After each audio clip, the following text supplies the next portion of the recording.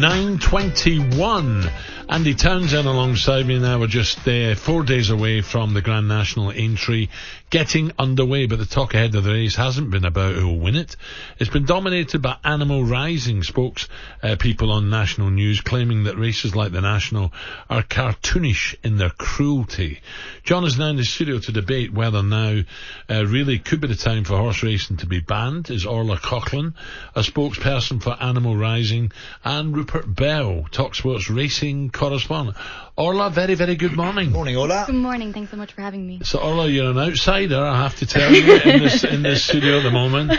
So why do you think now is the time to ban, it's not just the National you're talking about, it's horse racing. Why? I think the tide is changing, and I think the general public are really waking up to the fact that, horse racing, it is cruel, and we are seeing a horse die every other day on British tracks. So I think the general public are ready for this change. Do you? Yeah, Cheltenham, the crowds at Cheltenham again, fantastic crowds. They clearly disagree with you. And we saw 2 horses die at Cheltenham as well, and I think that some people do really like horse racing, absolutely, and there is a group of people who will be really disappointed as the sport declines. But we are seeing that the majority of the general public, after our actions last year, when we had a YouGov poll, 54% of the general public thought it was cruel. Sorry, Rupert, but just before you come in, what about, rather than banning, because it's an industry in its own right, it supports a lot of people, a lot of jobs, a lot of everything. What about just trying to make it, the conversation about trying to make it safer? What about that as an alternative, as opposed to just pushing for an outright ban? I don't think it's possible to make this sport safe enough. We've seen year on year a horse dying every other day on the British tracks. And if we look at 2015, 2016, there was actually less deaths back then than there is now. So really, this is not something that's declining. And I think it's a PR stunt of the racing industry. They're trying to, make everyone feel like it's safe, but the stats speak for themselves. Rupert? Okay, well, some statistics in. There were 90,000 runners in this country last year, and the total deaths was 158, which is 0.2% of all horses that ran. And they have reduced that. There was 112 in jump racing last year, 46 in flat, obviously.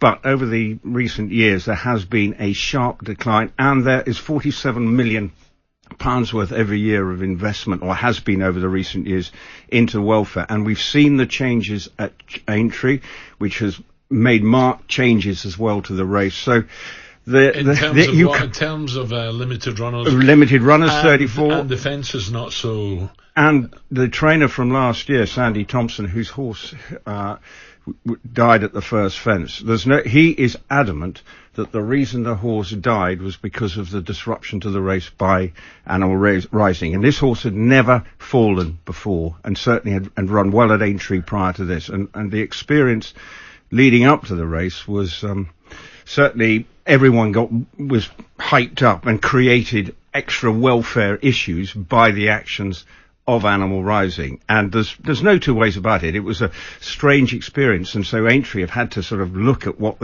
to manage.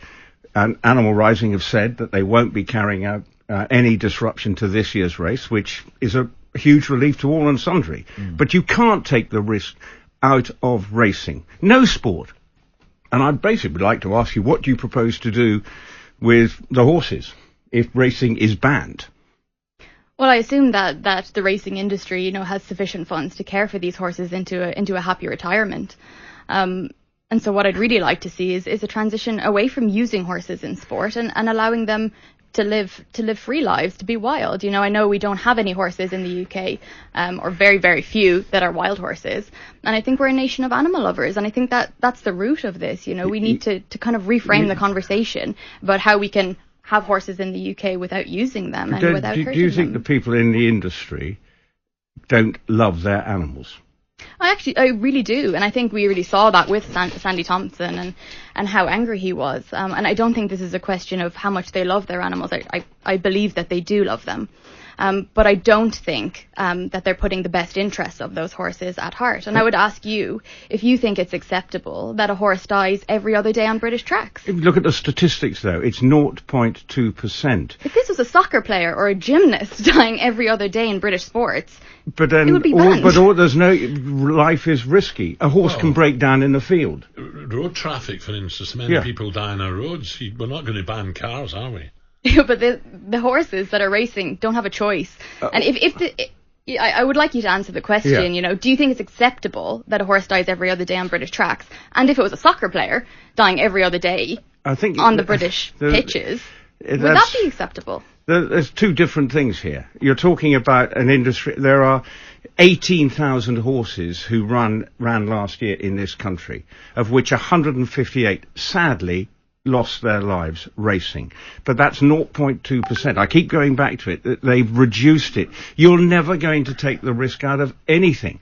A horse can break down in a field, can wake up this morning. I'm sure the length and breadth of the land, there will be people going into a horse box and finding a horse has broken his leg or done something. It cannot, it's not a risk-free. They can in the paddocks do it. Yeah. It happens, not regular, but it can happen. But and so this rewilding horses, where are they going to go? I mean, this is where you have to look at.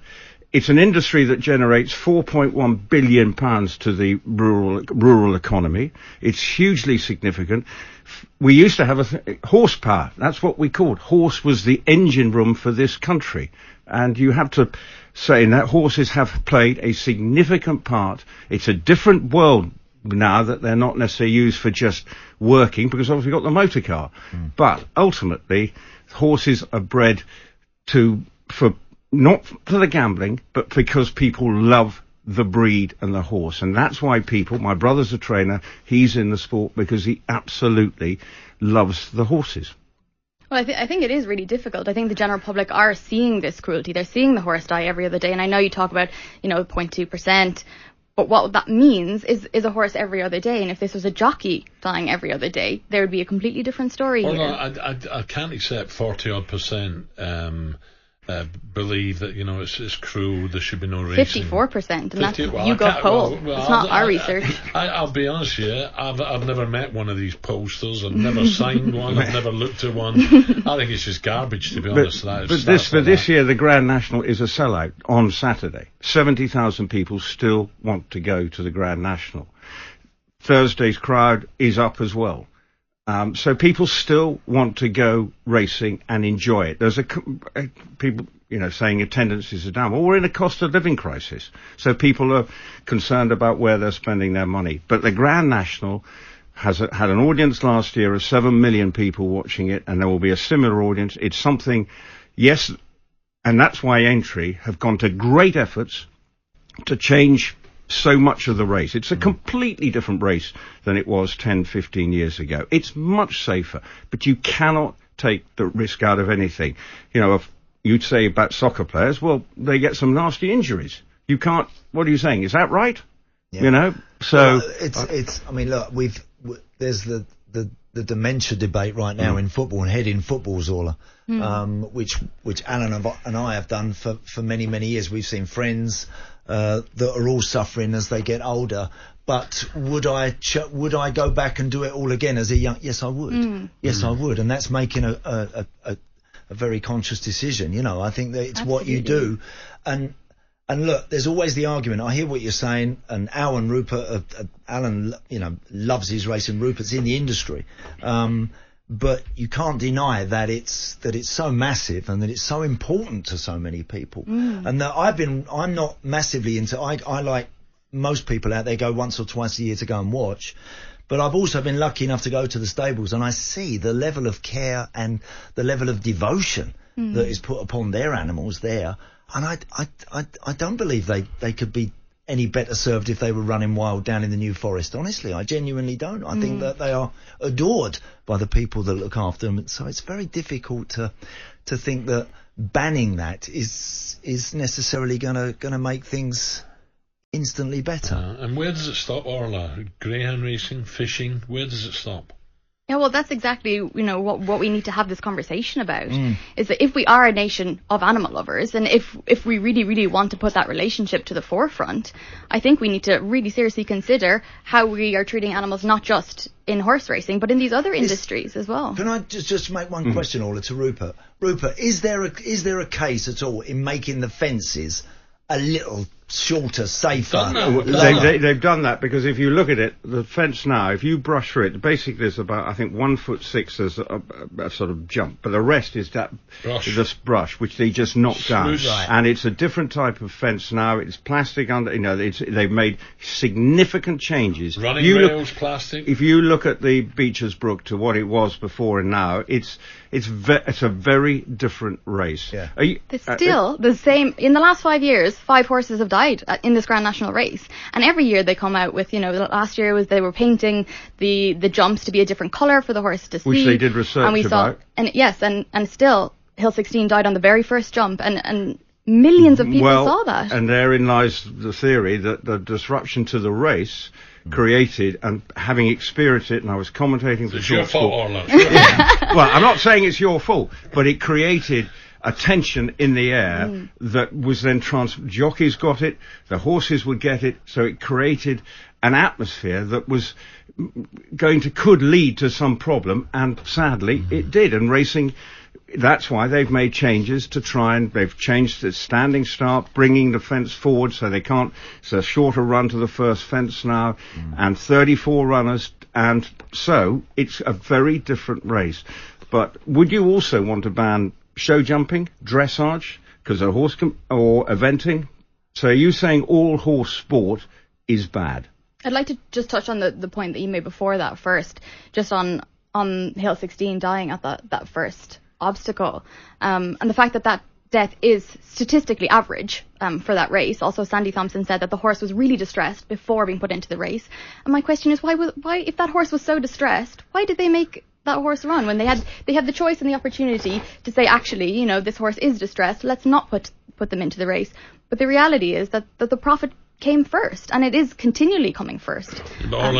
Some people would say it wasn't just that horse that was distressed, there was several, because of what they carry on, the demonstration before the race and started. They could have stopped the race if they. No, we don't want to stop the race. That's the whole point. And that's exactly what I'm saying. Well, 1 second. Yeah. This is exactly what I'm saying. Is that Ruby Walsh himself has said that these changes to the race, the new rules, are to ensure the future of the sport. This is about protecting the race, not about protecting horses.